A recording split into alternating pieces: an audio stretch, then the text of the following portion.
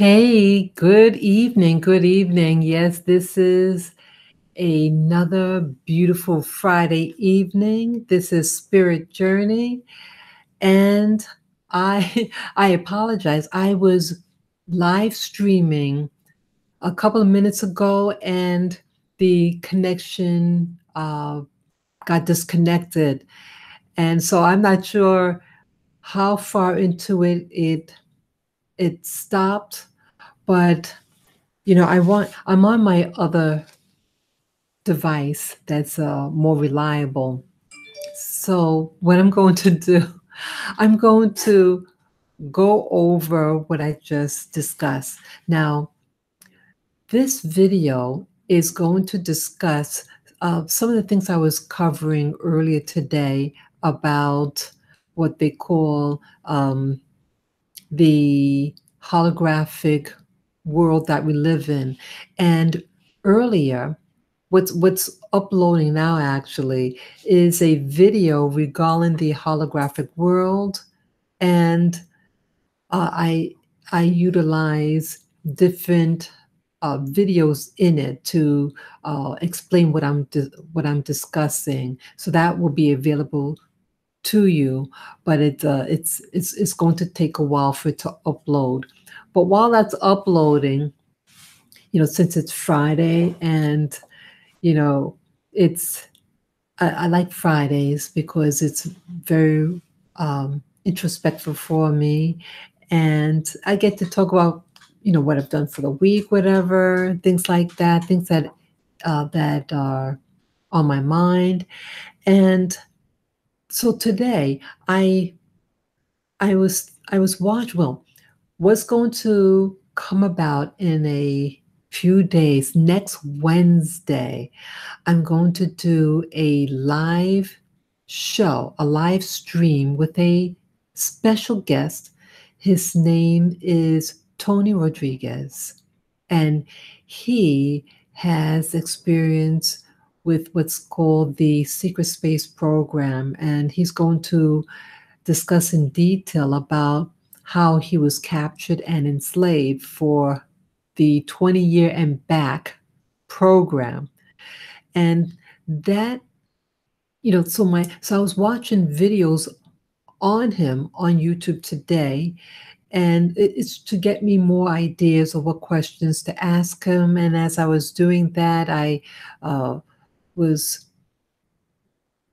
also looking into these books by David Icke, and he discusses about reality and our holographic world. And so I'm thinking, my thoughts got into trying to understand, well, what is this holographic world that we're imprisoned in?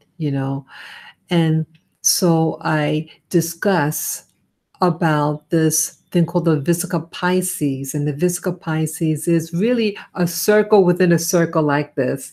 And the video that's uploading will discuss what that is and the significance. But what's important about this Vesica Pisces and the holographic world, and that our world is a part of a simulation, like in the movie The Matrix. And I discovered the possible interpretation of this Vesica Pisces, and that it is the building blocks of this matrix. And that's why this Vesica Pisces is considered the sacred geometry. And I never understood what that meant still, sacred geometry. But it my understanding is that it's again the foundation of this simulation that we live in. So I started thinking, okay, what does this have to do with anything? And so I'm thinking about the Bible. And again, uh, in I used to be a Bible believer. And again, this video is not about slam dunking against anybody's belief system. You are to embrace whatever system that you believe in, that strengthens you. But what this video will be about is my understanding of the scriptures that I used to read all the time. I in particular like the book of Genesis because I'm always interested about the beginnings of beginnings. And these beginnings will help explain who I am because I didn't know who I am, who I was, I should say. So, but when I was learning about the Viscobices being the foundation of this sacred geometry that many belief systems, like in India, uh, places in the Middle East, they have in their ancient artwork, their religious artwork, this Visca Pisces and this thing that's called the flower of life. And so when I started thinking the flower of life, I'm thinking the tree of life. Okay. So I was putting a link to this flower of life.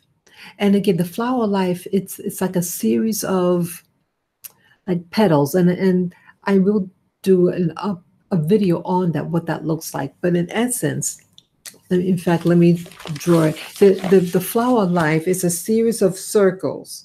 Okay, I'm going to try to draw one real quick.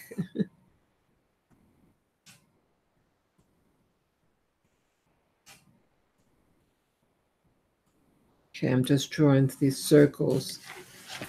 I'm not the best artist, but see this here?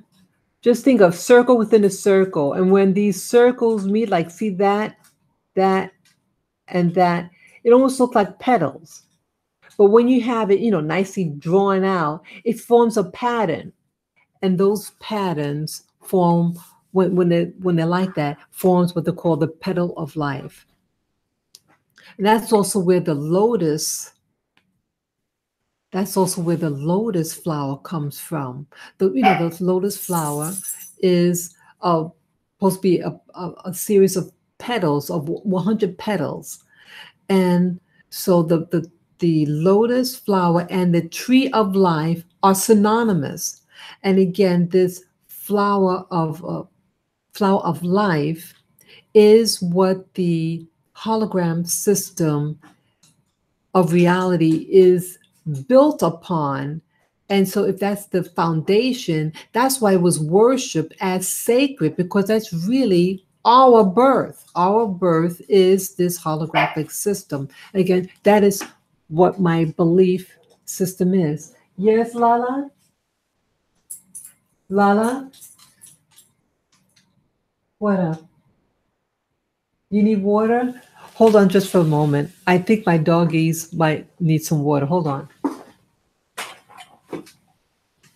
You need some water? You need water, Lala? Okay, let me get you some water. I have to get water for my dogs. I get you water.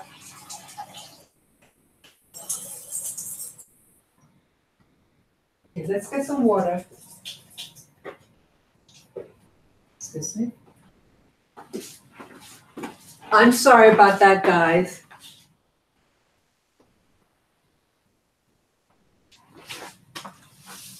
I'm sorry about that. Okay. Yeah, I just want to try to make everything clear here. Sorry. I want to really try to make everything clear here, what this is all about. I want to really try to be as concise and accurate as possible to try to link it in, because earlier with the live stream, I started to get a little all over the place. But but in short, so you have ancient artwork that has what's called the petal of life, or the tree of life. And then you have the Bible, the book of Genesis, that talks about a tree of life. And that with this tree of life that was in the center of the garden, you also have what's called the tree of the knowledge of good and evil. And I had read it earlier with my first attempt in doing this live stream that's on Friday. I want to talk about, okay, I don't know whether I want to really read that again. Um, but let me at least get to the part with, I'm not going to read both chapter 2 and chapter 3. I'm just going to read the part with Satan or the serpent. Okay, this is in chapter 3 of the book of Genesis. And it reads, "Now the serpent was more subtle than any beast of the field which the Lord God had made. And he said unto the woman, Ye hath God said, yea, hath God said, You shall not eat of every tree of the garden. And the woman said unto the serpent, We may eat of the fruit of the tree of the garden, but of the fruit of the tree which is in the midst of the garden, God hath said, You shall not eat of it, neither shall ye touch it, lest ye die.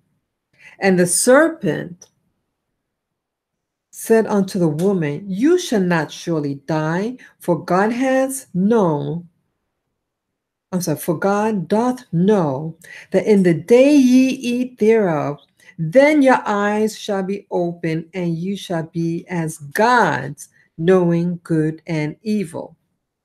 And when the woman saw that the tree was good for food, and that it was pleasant to the eyes, and a tree to be desired to make one wise, she took of the fruit thereof, and did eat, and gave also unto her husband with her, and he did eat. And the eyes of them both were open, and they knew that they were naked, and they sewed fig leaves together and made themselves aprons.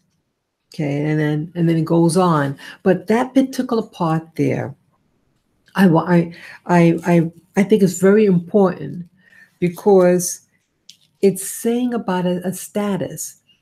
It's exposing that, see, there were actually two trees. One tree, the tree of life, as I mentioned, and looks like the tree of life is about a hologram. And that, if I didn't mention earlier, that the Garden of Eden, the word Eden, if you look it up, if you look up the Hebrew word for the word Eden, it means pleasure. So the first scenario was, the state of man was to be in this state of pleasure. And again, the tree of life was in the midst of the garden. So it's like saying, hey, I want you to see this thing. And but there was also its counterpart. And I think that the Elohim, like when they use the word the Lord God, that word, if you look in a Hebrew dictionary and look at what the Hebrew word that they use, it means Elohim, and Elohim is a plural for God. So it's really saying gods. So it was a conglomeration of intelligences coming together and having their will done upon this Adam and Eve that was created. And so you have a will that's wanting to be done. And I think this Elohim is really what's called the Anunnaki slash archons. And again, these beings are not spirits, but actual beings. And they took of man, and Adam also means red. If you also look in a dictionary, you look at the word Adam or Adam, it means red. And I started thinking, why is Adam red, And then I started thinking, okay, you have these extraterrestrial God beings interfering with this Adam red man. I'm wondering whether Adam whether this like what place is red? Mars is red. Mars is the red planet. And I'm wondering whether, see, in the Bible, it doesn't actually say where Adam and Eve were formed, but the Bible says that Adam and Eve was placed in the garden. Being placed in a place is not saying that it was made in that place. They're two separate things. You can fabricate something and then transport it somewhere else. And that's what I'm thinking. And I'm thinking Adam and Eve, I'm thinking that Adam and Eve were indigenous people from another place. At least it's genetics, it's foundation, that red stuff. It could have been indigenous people on planet Mars, the red planet, so we have red soil to form them. And then the Elohim were presented to the Garden of Eden, which could have been another place. Again, it's placing it somewhere else. And this placing in another place was for work. So it seemed like Elohim wanted them to just be a slave, just do, and hoping, because the Anunnaki and the archons, to my understand, what I was told about them, that everything with the humanity has to be about free will. You cannot actually force them. And so that's why they set up a scenario, these different things, these plants and stuff, and hoping that they touch of this one particular fruit.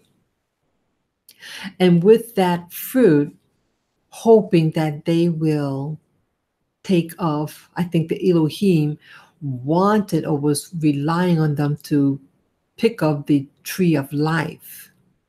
With that tree of life, I can only speculate that if they would have tasted of the tree of life before the tree of the knowledge of good of evil, that it's almost like setting a lock to lock it in place, their current state of where they were, and that was to be in perpetual Garden of Eden / pleasure.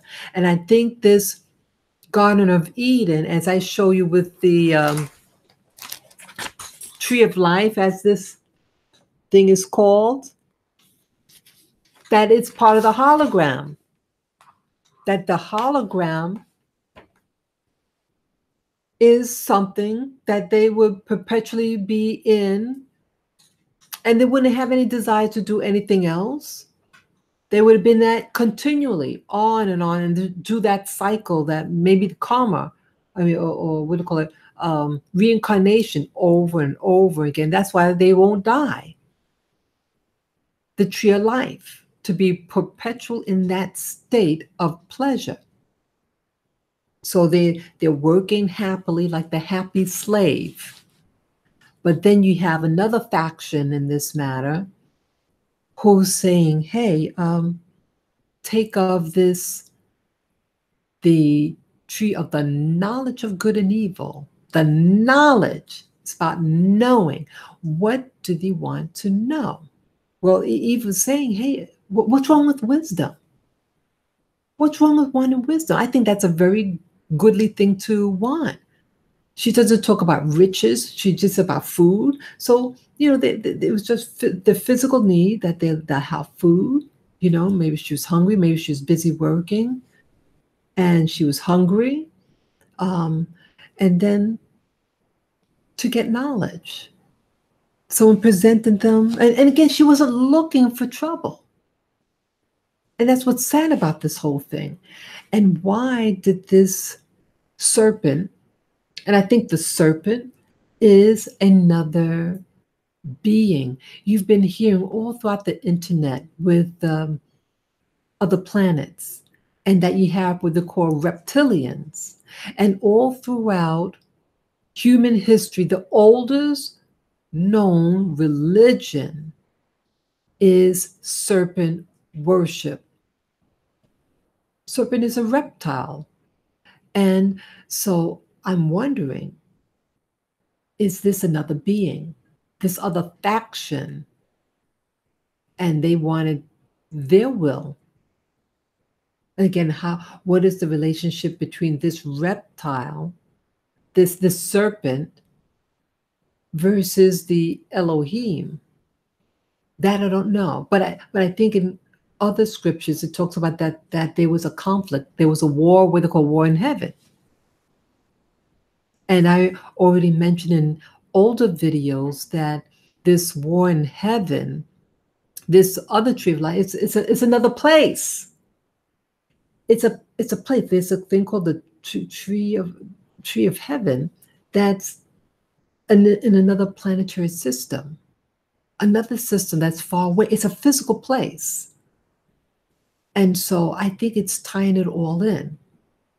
So you had this one corporation that's has this enterprise going on and hope, of course, it has to do with free will. Once they get a living soul, you know, they want them to do a particular task, but they cannot force them per se. So they allow them to live, but then that other component, that other tree, the knowledge of. Either way, when they took of that tree of knowledge, that was to introduce another system. And that other system was that duality system. That duality system is yes, hello, view. I'm just seeing it. A view just came on. Yes, I apologize that I was doing my video earlier and the signal dropped and I tried to do it up again on my other device, but it wouldn't go up. And so, yes, so now I'm using my other, my main computer to do this uh, live streaming. So again, let me get back on what I was focusing on now. But so you have this new system that is in antithesis of the goals of the first, Elohim group, and then the new group is saying, I'm going to introduce this new system of duality. And this duality is going to open up your eyes so you take on a different role. You're no longer going to be in this pleasure. Well, it didn't say that it's going to remove the pleasure, but it's about good and evil. Maybe they were suggesting that the Elohim, about the two groups, the good guy and the bad guy, and them to decide who they're going to follow or not follow. However, who you follow is going to be the good guy. And who you're not going to follow, that is going to be the bad guy. So I think it's giving them choice. And so unfortunate that them Adam and Eve eating of the fruit that they did fall, and they eventually did die, but it took a long while. And once they ate of that fruit, as I mentioned in the video, what I mentioned in the scriptures, that they were banished. They were kicked out of where they were, where this Garden of Eden was. Now, I'm wondering whether this initial Garden of Eden, whether this was still in Mars, another planet, and then they were banished here on Earth. That's what I'm possibly thinking. And because remember that in the scriptures it says that Adam and Eve, not Adam and Eve, that there was a war in heaven. In the Bible, it discusses this in other books in the Bible, that there was a war in heaven, and that that the Satan and his buddies were, it was a war, and they were cast down. But Satan and Adam and Eve, that mankind is in contact with the bad guy. So I'm thinking that that we were banished here on earth, and that the new God, because again, Adam and Eve took of the fruit, and that fruit of knowing good and evil by default means that the worship is going to be with the serpent. And if you look in human history, that it was the oldest religion is serpent worship. The oldest. You look in Turkey, they believe that the oldest known site that they found was this site, and you have these giant serpent stuff carved all over in the Americas, in Africa, in the Middle East. This serpent worship. So this planet is serpent's domain and everything with it. So, but still, what I was mentioned earlier about this holographic world, well, we're still in this holographic world, but they switch from one hologram to another holographic system of control. And this control is of this reptile. And so it was I think a tapping into the original hologram, which was something that was to be pleasant. And then it was switched over by force to this other system of duality, of knowing, But this knowledge, I think this knowledge of good and evil was to make people think that it's always something more, that something else to seek. And so you have these, what do you call these religions that like what the Masons are into, that with knowledge, with this enlightenment, that this is supposed to free you, and that it's always another initiation after another initiation. But where does it lead them? It leads them in their same predicament, this predicament of nothingness, of slavery, of pain and suffering. Okay, so I'm seeing that, wow, it's really something, that it's the hope and the promise that this Satan person, this serpent, I said Satan, but this serpent is something that's in opposition to the first group of scientists. They want us to be in this assimilation. But one day, as the Elohim says, that the serpent's head is going to be crushed. So it's saying eventually they're going to give the serpent and all its followers, punishment. So where does that leave us now? We're part of this system now. You have people killing each other, and I'm wondering whether what happened before this holographic world? What happened before? I mean, like when the Bible talks about that let us make man in our image. Now, some of the rabbis are saying that a lot of us read into it incorrectly. And it wasn't that the Elohim was forming for the first time this Adam, the red man, but that the Elohim is talking about what already exists, that like that Adam over there. And then let's take what's already there, tweak it a little bit, and have that Adam do what we wanted to do. And I think that they're right. All along we read it the other way, that like from scratch. because we're taught about this, the earth only being 6,000 years old. But as my investigation on the matter, no, the earth is more than 6,000 years old. And so I'm thinking that, hey, what the real deal is that we're here for a long time. We're not just 6,000 years old. So I think this is really something what all this fighting and all illusions is all about. That we were hijacked.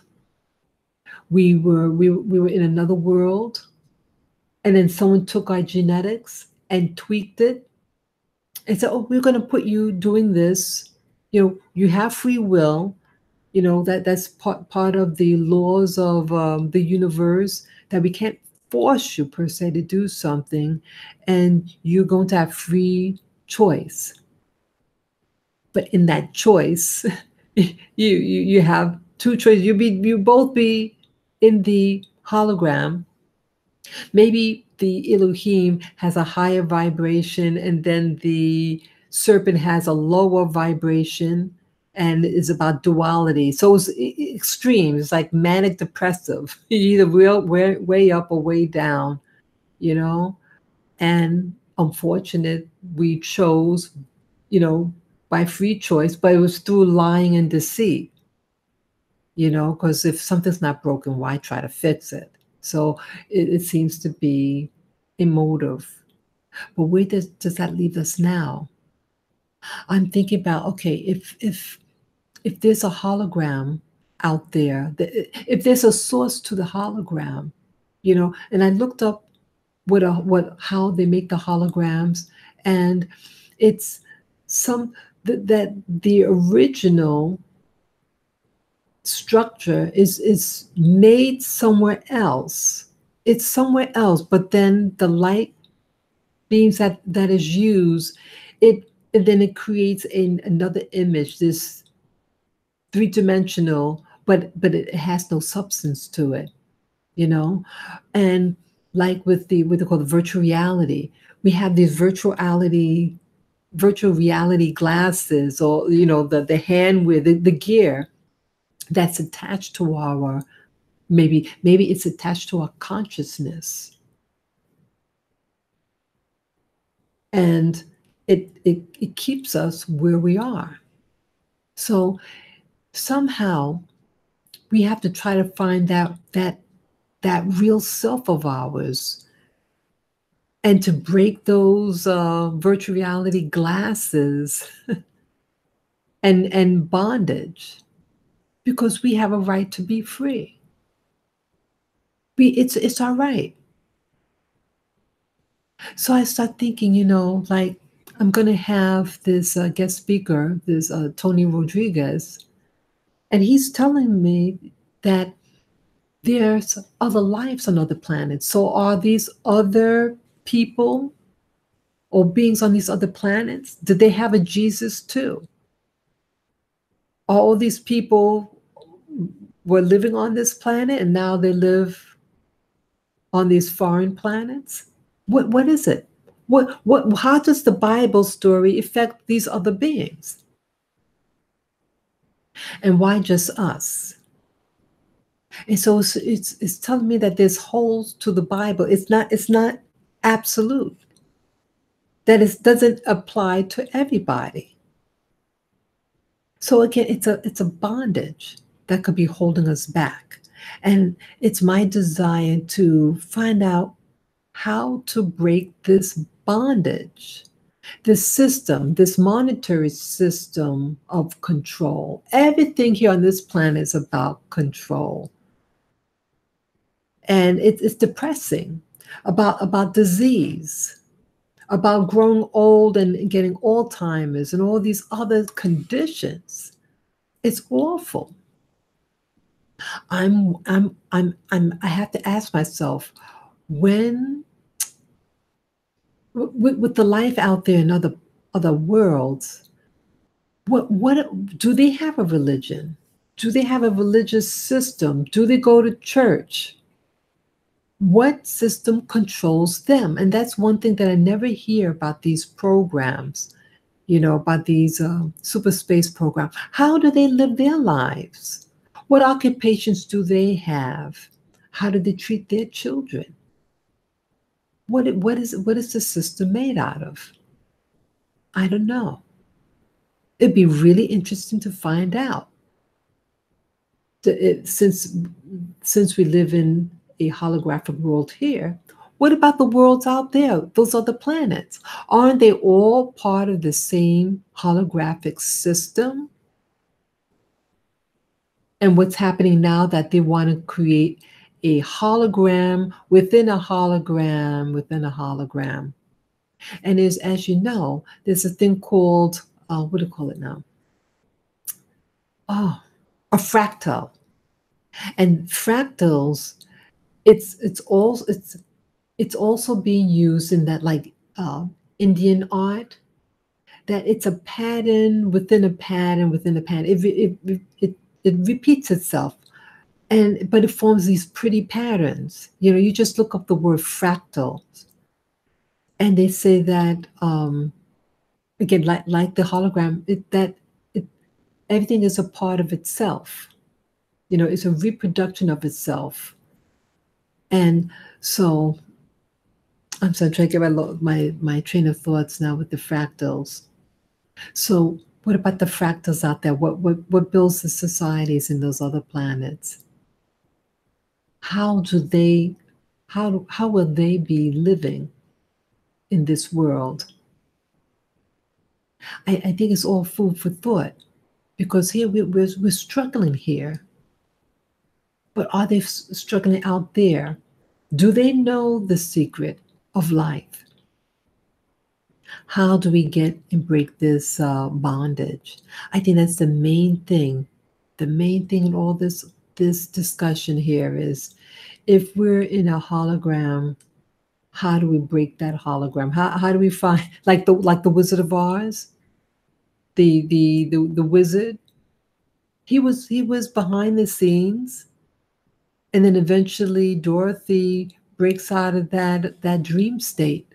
I think we're in a dream. That the Wizard of Oz, boom, it's about humanity, and that it's right underneath your nose, or as they say, with the feet, when Dorothy clicks the heels of her feet, it's like a magic.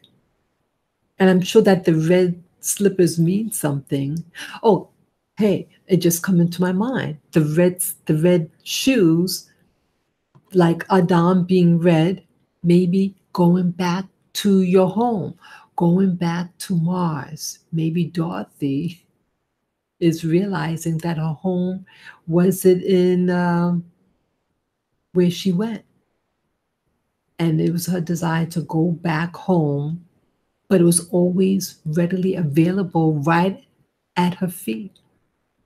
Maybe the red shoes represents the planet Mars, the red planet, and it's to open up our eyes, and that someday soon, but the answers and the clues was already always there with the Wizard of Oz and the different characters, like I think the different characters, like the Scarecrow and the Lion. Who else? Those are the main ones. That maybe they're composites of her. We all have certain types of courage, like a lion, and then sometimes, we might be feeling delicate, but we have a heart, though, and that heart is passion. So there's the physical strength, and there's the heart strength, but they all represented Dorothy, and they were always together. And the answer and the clues were always there. And so I think with this duality system, that someone doesn't want us to see the clues. It's my desire to try to find the clues so that I don't have to come back here anymore. So that's all that I want to share with you right now. But what I can say is, what your religious system is, embrace your system, but understand your religious traditions, read the scriptures, and look up what words mean, and meditate on it, and ask yourself, what does this mean for today? So enlightenment, I think, with what I'm getting at, is really within, and it's just up to us to tap into it. We need to tap into our higher awareness. And so that's what Dorothy did, and that's what we as people today are trying to do, to find out our origins so we can come back home, you know? So I hope you enjoyed this live stream, and I apologize for earlier stream that we got disconnected, but I hope this video has some clarity. And again, as a reminder that on the 28th of February, that's I think falls on a Wednesday, I'm going to be interviewing uh, a new guest. His name is Tony Rodriguez, and he had suffered at the hands of the secret space program and was enslaved and had to endure a 20-year and back um, contract. And so I am looking forward to that. And yeah, so you take care and you enjoy the rest of your day. Signing off. Bye bye.